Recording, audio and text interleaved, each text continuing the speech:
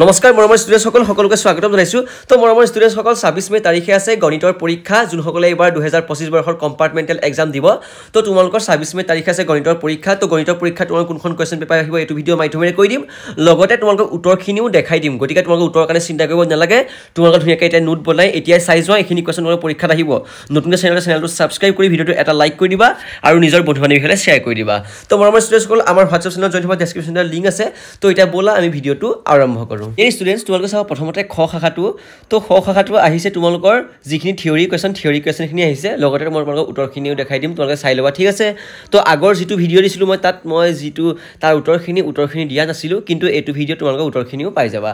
তো 46 নম্বৰ কোৱেশ্চনটো আহিছে যে উৎপাদক বিশ্লেষণ কৰা তোমালোকৰ এটো আহিব পৰীক্ষাত উৎপাদক বিশ্লেষণ কৰা 4x to the power 4 plus 1 তো এই যিটো কোৱেশ্চনটো কৰিবলৈ গলে তোমালোকৰ উত্তৰটো চাবা 4x to the power 4 plus 1 তাৰ পিছতে ইজ ইকুৱেল টু দিবা 4x to the power 4 plus 4x square plus 1 minus 4x square তাৰ পিছত তোমালোকে এটো ভাঙি দিলে হৈ যাব a square plus b a plus b whole square সূত্ৰত বহাই দিলে তোমালোকে এটো 2x square whole to the power 2 plus 2 into 2 into x square into 1 plus 1 square minus 2x square ঠিক আছে তাৰ পিছতে তোমালোকে is equal to 2x square plus 1 whole square minus 2x square is equal to 2x square plus 1 plus 2x whole into 2x to the power 2 plus 1 minus 2x তো উত্তৰটো তোমালোকে পাবা যে 2x square plus 1 plus 2x whole into 2x square plus 1 minus 2x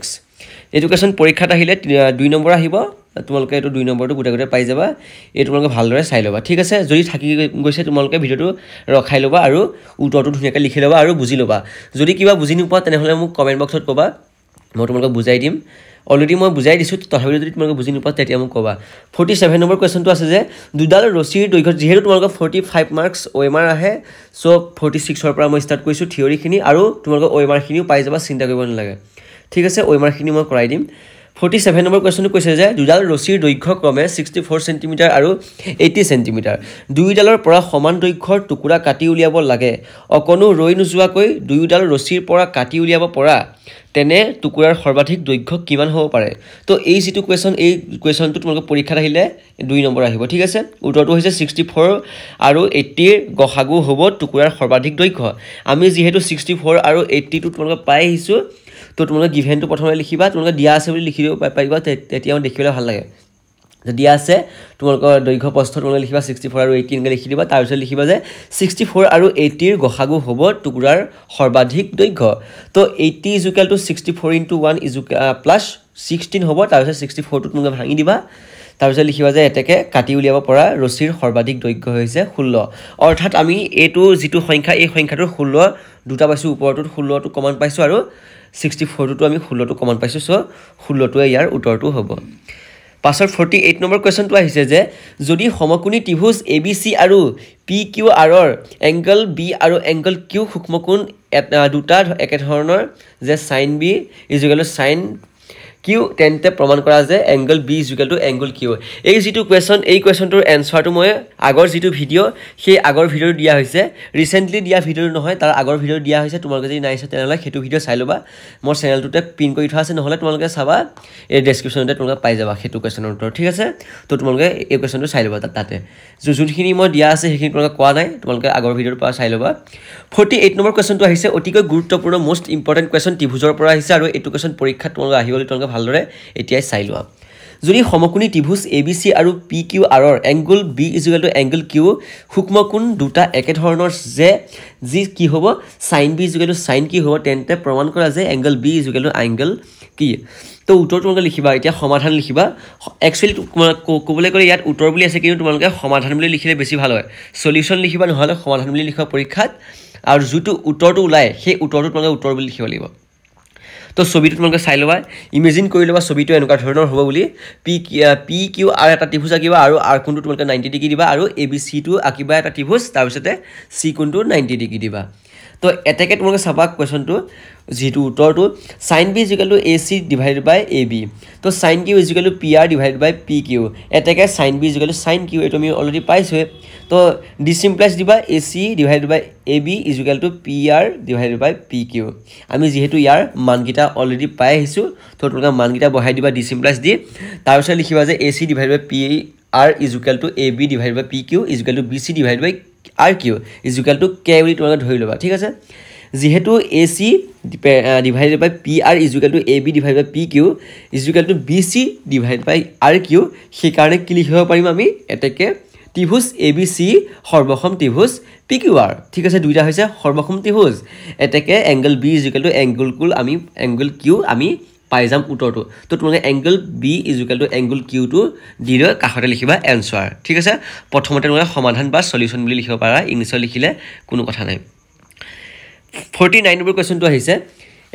ত্ৰিভুজ PQR ৰ q কোণটো 90 degree যদি PQ = 3 cm PR = 6 cm তেন্তে angle QPR আৰু angle PRQ নিৰ্ণয় কৰিব লাগিব ঠিক আছে এটাকে আমি ত্ৰিভুজটো প্ৰথমতে আঁকি লম ত্ৰিভুজটো তোমাৰ চাই লোৱা PQR এটা ত্ৰিভুজ অঁকা হৈছে আৰু যিটো q কোণটো আমি 90 ডিগ্ৰী পোৱা হৈছে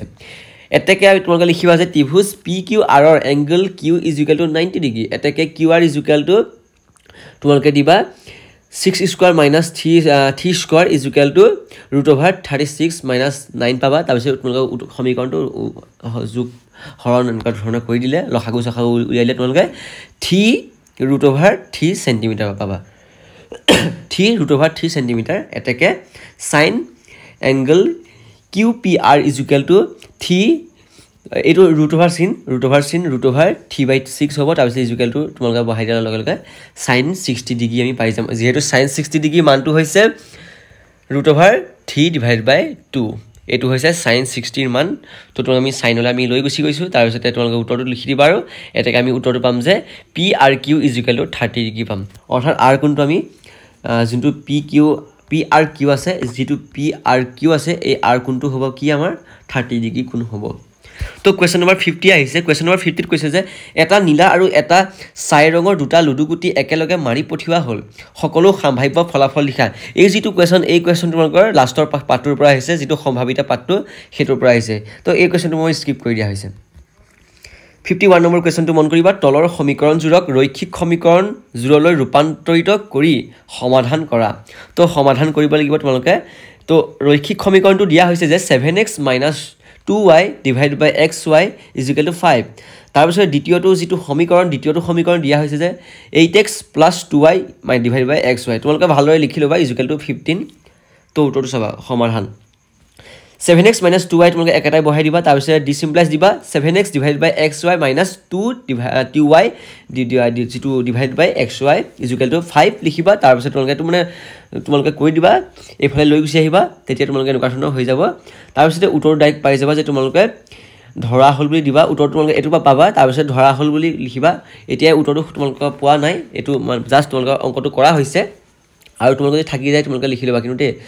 নতুনকৈ চেনেলটো সাবস্ক্ৰাইব কৰি ভিডিওটো এটা লাইক কৰি দিবা আৰু নিজৰ বন্ধু-বান্ধৱীলৈ শ্বেয়াৰ কৰা যোনসকলে উত্তৰসমূহ পোৱা নাই তোমালোকে উত্তৰখিনি এটো ভিডিওতে সকলোখিনি পাই গলা